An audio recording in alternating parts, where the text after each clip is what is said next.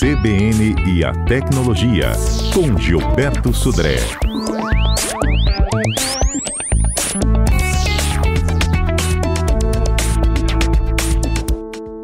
No Tecnologia desta quarta, o que a gente tem que levar em conta quando o assunto é senha, Gilberto Sudré? Bom dia. Bom dia, Fernanda. Bom dia, ouvintes da CBN. Exatamente, Fernanda. Uma pergunta muito frequente que até eu ouço é: com que frequência eu tenho que alterar as minhas senhas? E a pergunta, que eu refaço é: será que essa é a pergunta certa para proteger nossos perfis de rede social, celular, sobre isso? Porque, na verdade, tem muitos outros fatores que são importantes, que devem ser considerados quando a gente pensa na troca de senhas. Óbvio que todo esse período, surgiram outras formas de identificação, como a identificação facial, a biometria, a parte lá de a autenticação de 2 fatores, várias as situações em relação a isso, mas ainda a senha é a forma normalmente mais frequente de identificação de usuários. E por que essa alteração de senhas muito frequentes, atualmente, pode não fazer muito sentido, não? Porque, na verdade, quando a gente altera muitas senhas, e senhas frequentemente, senhas difíceis de serem lembradas sobre isso, as pessoas tendem, muitas vezes, a anotar essas senhas, o que pode gerar uma vulnerabilidade em ter senhas notadas em relação a isso, Ou a gente pode, muitas vezes, quando eu troco de senhas muito frequentemente, eu posso ter a tendência de reutilizar alguma senha, ou então utilizar alguma senha que eu já usei com alguma pequena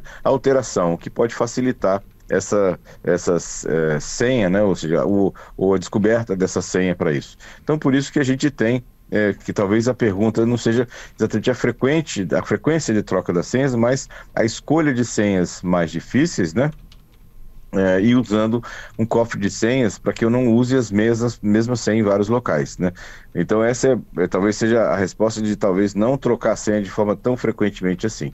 Mas uma outra pergunta que fica é: quando é que eu devo efetivamente trocar a minha senha? Quando é que é necessário a troca da senha? Bom, então vamos elencar algumas situações que eu sugiro que a senha seja trocada. Então, primeiro, se eu desconfio que a senha fez parte de um vazamento de dados de um site, de uma loja, ou de um serviço que eu me cadastrei, e esse serviço anunciou que houve um vazamento de dados e esses dados estão na internet. Então, talvez seja a hora agora de fazer a troca da minha senha nesse caso, Se eu uso uma senha fraca ou fácil de adivinhar, pode ser que ela tenha aparecido numa lista de senhas mais comuns. Inclusive, os navegadores agora, atualmente, principalmente o Chrome, começa a anunciar ou avisar para os usuários: olha, essa senha que você está utilizando, é uma senha que já foi incluída num vazamento anterior, Ou eles estão monitorando, a Dark Web em vazamentos de senhas e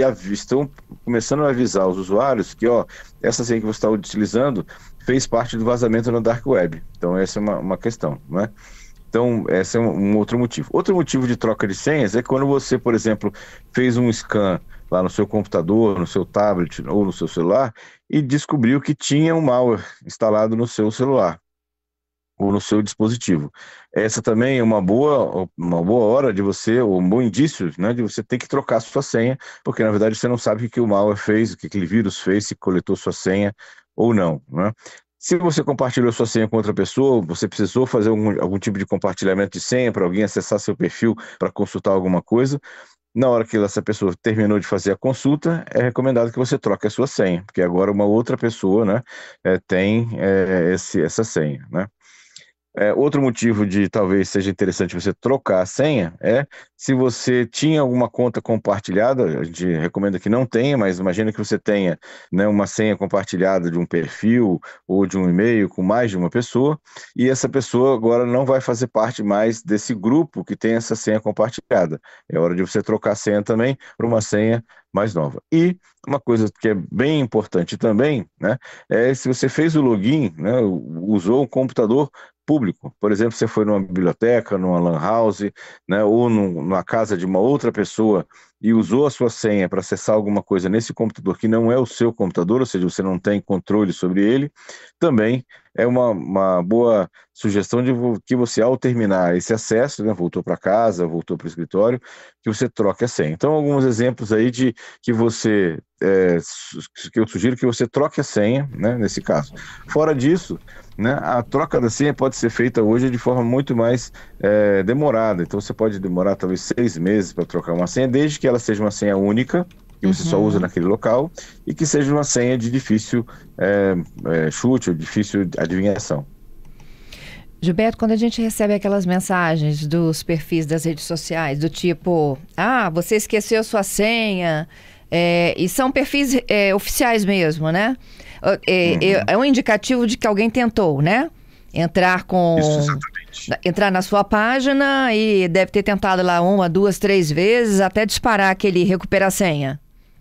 Isso, exatamente. Ou a pessoa muitas vezes clicou lá em recuperar sua senha e na verdade esse pedido foi enviado para o seu e-mail. Isso. Se não foi você que fez esse pedido, não clique em nada, não clique naquele link, pode ser um golpe também, ou seja, você recebeu aquilo e aí aquele link na verdade é um link que está levando você a uma página falsa. Então, se não foi você que pediu aquela senha efetivamente para trocar senha, porque você esqueceu a senha, por exemplo, desconsidere aquela mensagem, simplesmente apague e não faça nenhum tipo de ação. Não precisa trocar essa senha. Não precisa trocar senha, porque na verdade a senha não foi descoberta, né? Ou seja, senão ele teria acesso ao seu perfil. Na verdade, alguém está tentando, né, uma senha, um chute de uma senha no seu perfil, ou clicou, né, entrou lá no seu perfil e clicou naquela opção lá de esqueci a senha. E aí aquele e-mail foi enviado para o seu e-mail de cadastro. Entendido mesmo. Como é que você faz com sua experiência aí diária?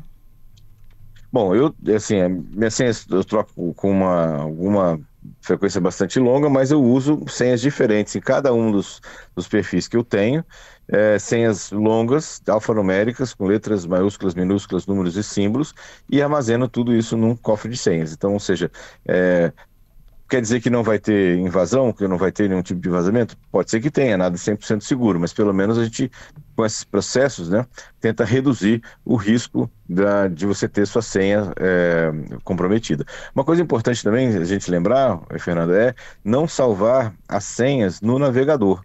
Né? Muitas pessoas usam quando você entra num perfil, num site qualquer do navegador, ele oferece, quer salvar a sua senha? Não faça isso, porque normalmente o navegador ele salva as senhas de um formato, né, bastante inseguro, né, que pode vazar, pode comprometer a sua senha. Super dicas. E agora vamos pro golpe? Vamos lá. O golpe tá aí. E como tá, né, Gilberto? Exatamente. Olha só que interessante. Eu recebi uma mensagem aqui de uma outra pessoa, né, falando que ela foi abordada, né, recebeu uma mensagem no seu WhatsApp de supostamente uma empresa, falando que ele tinha uma conta em atraso numa operadora de celular, né, e a curiosidade é que o nome que a mensagem veio para ele é o nome completo dele, o telefone dele exatamente, que estava lá cadastrado nessa operadora, e a data de vencimento teoricamente aquela fatura que estava em atraso, era a data de vencimento normalmente da fatura dele. E aí essa oferta, né, dessa mensagem falava assim, olha, você tem uma fatura em atraso, a gente estou entrando em contato para renegociar, te dou tanto de desconto, se você aceitar, né, faça um Pix para essa. Aí passou a chave Pix, que era uma chave Pix lá qualquer, lá, que ele tinha colocado, né, e ele, mas a pessoa que recebeu essa mensagem sabia que não tinha conta em atraso, né, então ela imediatamente desconfiou que era um golpe, mas ela tentou resolveu dar corda ao golpista, né, então falou que, então tá bom, aceito a negociação, né? Aí o golpista passou a chave Pix para ele, aí ele simulou, né, que estava fazendo o Pix, não está funcionando e tal, e lá para frente, conversando lá com o golpista, ele perguntou assim, me tira uma dúvida, quantas pessoas realmente acreditam no seu golpe, né? Perguntou diretamente ao golpista. E o golpista, sem nenhum tipo de cerimônia, falou assim, olha, hoje quase 200 pessoas caíram no golpe. Então, olha só, né? um golpe desse de oferecendo um desconto, supostamente numa fatura que tinha sido vencida, estava vencida numa operadora de celular. Então a gente tem que tomar bastante cuidado em relação a isso. Quando você receber algum tipo de oferta dessa natureza, de desconto numa fatura, ou desconto numa fatura que está supostamente vencida, não acredite nessa mensagem. As operadoras não mandam mensagens assim. Na verdade, você entra em contato com a operadora, através do site oficial dela, vê lá na questão de boletos, né, ou seja, contas em aberto, para ver exatamente se aquela conta está realmente em aberto. Se você, por acaso, esqueceu ou passou do prazo, né, não viu, né, é aquela situação. Não entre em contato, não aceite esse tipo de contato feita diretamente para você, com uma empresa que você não conhece, não era a operadora que estava. Até o golpista identificou como uma outra empresa, né, que teoricamente faria a negociação dos contratos em aberto, né, para isso, os pagamentos em aberto da operadora. Então, é um golpe que, assim, me deixou interessado, né, curioso, porque o golpe vinha com o nome completo da pessoa, a data de vencimento correta do boleto, né, e o número de telefone dele. Então, essa é uma questão que realmente chamou a atenção pela quantidade de informações que ele tinha a respeito do usuário, né, para isso. É isso. Gilberto, te agradeço muito e até sexta, hein? Obrigado, Fernando. Obrigado aos ouvintes pela audiência. E sexta-feira estamos de volta com mais tecnologia.